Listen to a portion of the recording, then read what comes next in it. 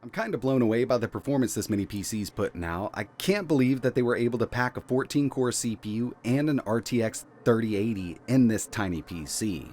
Hey, what's going on everybody? It's ETAPRIME back here again. Today we're going to be taking a look at a very capable mini gaming PC. In fact, with the specs that this thing's rocking right now, it could very well be the most powerful mini PC in this form factor that we've taken a look at.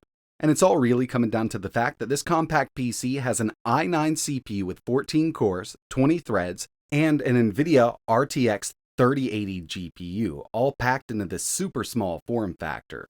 This is called the Tank 3, and it's coming to us from a company known as Acemagic. We've taken a look at a few of their other mini PCs on the market, but this is definitely going to take the cake when it comes to performance. Just giving it a look at those initial specs, this thing is going to be a powerhouse.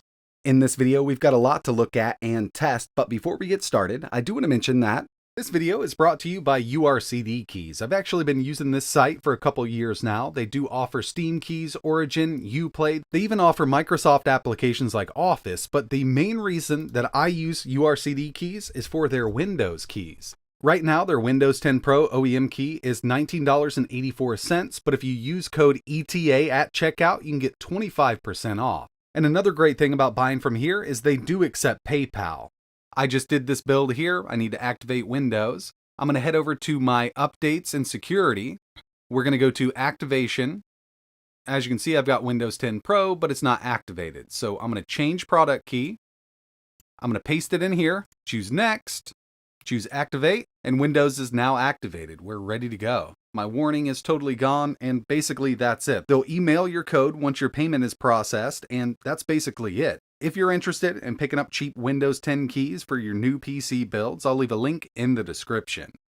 Okay, so the first thing you're going to notice here is the design. Definitely odd when it comes to these mini PCs, and it kind of looks like I just threw a couple prompts into an AI generator and came up with a cube-based PC. But to tell you the truth, I kind of like the design. Now, initially seeing it in images, I wasn't a big fan of it, but after getting it out of the box and realizing, how small it really is, it actually looks pretty good, and it's definitely a lot different from other mini PCs on the market. Inside of the box, along with the Tank 3, we also get an HDMI cable and our power supply. This is actually a 300-watt power supply, and I want to see how close we can get to that, given that we have an i9 and a 3080 here. Overall, I think it's a pretty cool design, and it's actually really easy to get in here and upgrade the RAM and storage. On this side, we've got a door. It also has a little latching system, so you're just going to go ahead and pull this off. We can access both of our M.2s and our Wi-Fi/Bluetooth module over on this side. And if you wanted to upgrade the RAM, basically same thing on this side, but we do have a little cooling fan here to keep that RAM nice and chilly.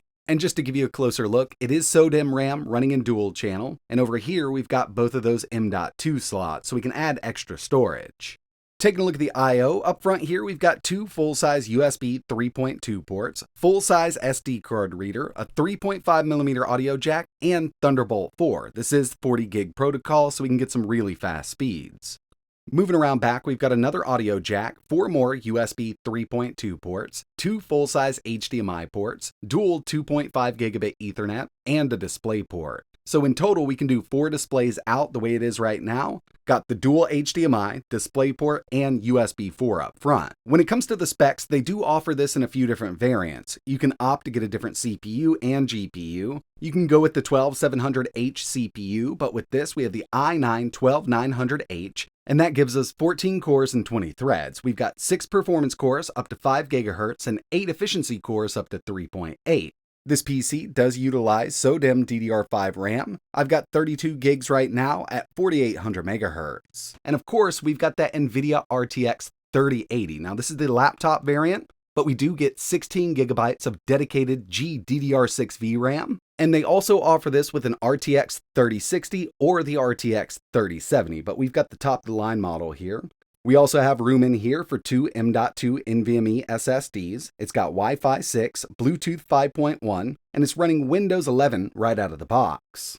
Now initially, when I first saw this PC, I thought that knob on the front was just going to be for aesthetics, but it's actually a functional performance knob. We've got 3 different modes here, so we can go to quiet mode. This is going to run the CPU at 25 watts. Right in the middle, the tank emblem turns green. This is going to be our balanced mode. The CPU is now running at 35 watts. And finally, performance mode. This is going to take the TDP up on that CPU to 65 watts, but remember, we've got an H variant here. So from Intel Tuning Utility, if you did want to go ahead and install it, you can take this on up if you wanted to. But in performance mode at 50 watts, I mean, this thing handles everything that I've thrown at it. It's definitely the most powerful mini PC in this form factor that we've taken a look at. Alright, so here we are. Been up and running for a little while. Everything's been working great. Got a bunch of games and benchmarks installed that we're going to be testing out. But there was one thing that I really wanted to find out, and that was really which GPU this is. Now, I know it's a laptop variant of that RTX 3080, but there are a few out there, and it really comes down to the TGP. There's a 80 watt up to 150 and a few in between there. But real quick, you can see we've got that 12900H, 32 gigabytes of DDR5 RAM. We've still got access to this Intel Iris Xe graphics, but we're going to be using this 3080 here with 16 gigabytes of GDDR6. So there's a couple ways to go about this. Basically, what I'm going to do is just run a firmware test. This is just going to stress it out.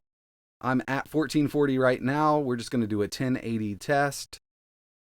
And right over here from GPU-Z, it looks like this is going to be the 115 watt variant. So we've got a good little middle ground there. Like I mentioned, there's an 80 up to a 150. If this was a 150, it'd definitely perform a little better, but I still think this is going to handle AAA games at 1440p just fine. Now I want to move over to some benchmarks that I ran on the Tank 3, and the first one here is Geekbench 6, single core 2355, multi 13216. Remember, we are in performance mode for all of these tests, so that CPU is running at 65 watts. Next up, we've got some GPU benchmarks with 3D Mark. Firestrike coming in with a really nice 23,204. And the final one here is TimeSpy with the 10,351.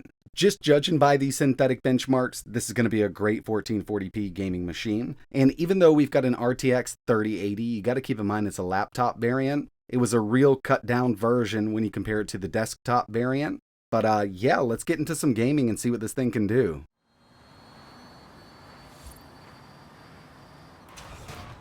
Here's Forza Horizon 5, 1440p Ultra, no resolution scale, and to tell you the truth, I probably could have taken this up to Extreme or 4K Ultra, because we got an average of 92 FPS out of this.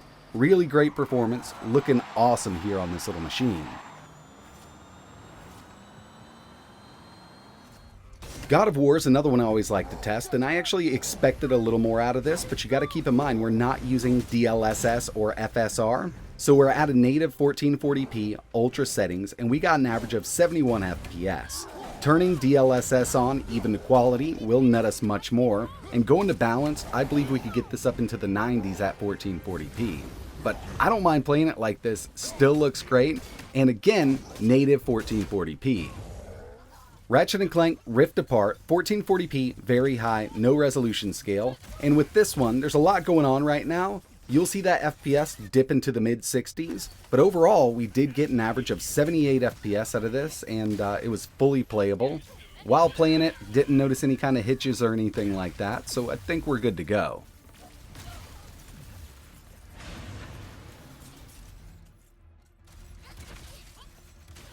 Spider-Man Remastered, and you'll get the same kind of performance with Spider-Man Miles Morales, but we're at 1440p, very high settings, no DLSS. We got an average of 121 FPS, and it looks great here. I'll tell you what, I wouldn't mind playing this on this machine at 4K high settings. I'm pretty sure we could go ahead and turn VSync on, lock it down at 60, and have a great time with Spider-Man.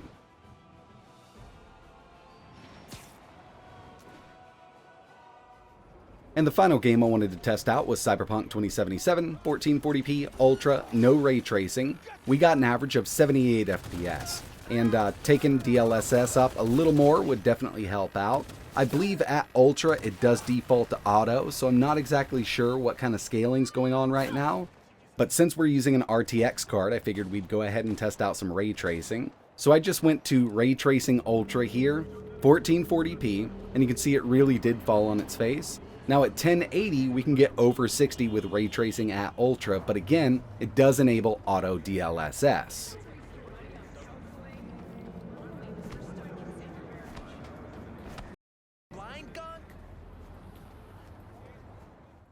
Definitely impressed by the performance, but another thing I always like to test with these mini PCs is total system power consumption, and I can assure you this is pulling a lot more than other mini PCs we've taken a look at with APUs and iGPUs because we've got a dedicated RTX 3080 and a 12th gen i9 CPU. But while I was doing my testing, I have this plugged into a kilowatt meter. Idle, we're at 23 watts, and all of these tests were done in performance mode. 1440p gaming average, 186 watts, and the maximum that I could get this to pull from the wall in my extreme test, which consists of maxing out that RTX 3080 and that i9 to 100%, 241 watts. And keep in mind, that's an extreme test, but yeah, it's definitely pulling a lot more power than other mini PCs, and for good reason. I mean, we're working with a lot more performance here.